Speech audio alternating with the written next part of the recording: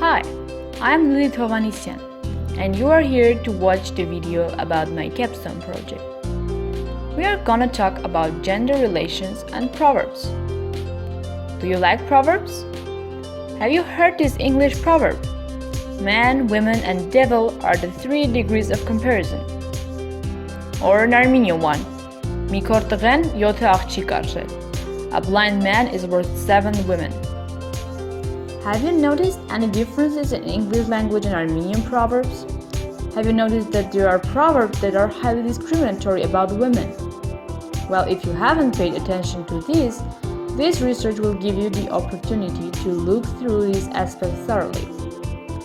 The main purpose of this research was to find out whether Armenian or English language speaking cultures, more specifically the British and Americans, have more gender discrimination.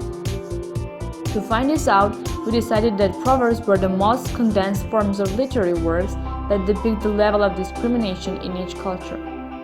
So what was done was collecting databases of almost 70 proverbs from each language and putting them in comparison. After collecting all this data, a close reading analysis stage was followed. During this period, we have categorized the proverbs as negative, positive, or neutral about women. Other than this, we have 5 thematic categories. Family relations, discussing the specific aspects of marriage, dowry, in-law conflicts, parenthood-specific aspects, and others. The animals, non-human characteristics section, where all the proverbs contain some kind of comparison with an animal or an object, like «Կնիկարմատ նուզուն մեկ օրինակ են, հենց ձեռես տալիս թե չէ, են սհաթը պխլվում են». A woman is like an egg. The moment you touch it, it breaks, where a woman is compared to an egg. Professions category, where we speak about the professions and the occupations that are referred to men and women in the 2 databases that we have. Along the way, we try to come up with explanations for why these certain tendencies occur. Up next, we have looks category, which contains proverbs related to appearance. The analysis of this section discusses aspects of natural versus unnatural beauty in the certain cultures. And finally, we have the other category, which combines all the proverbs that wouldn't fall under any of the previous categories, to have the general picture of proverbs in mind.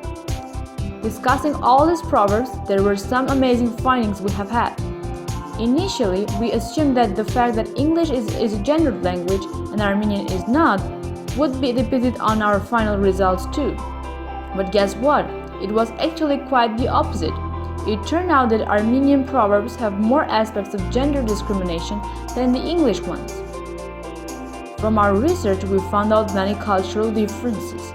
For example, the discussion of in-law relationships. We found out that in both of the languages we have proverbs related to in-law relationship, but they were quite different.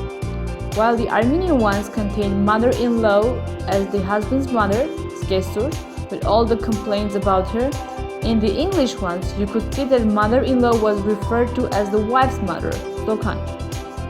It was also interesting to see how the cultures referred to beauty. While Armenians tend to value natural beauty in the proverbs, English proverbs tend to show the bad and good parts of makeup, the artificial beauty. Are you already interested? Check out the thesis article and you will find out the big database of proverbs that we have collected. Check out the discussion and the findings as well.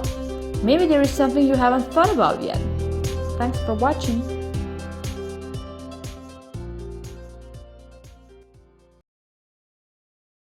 Created using Powtoon.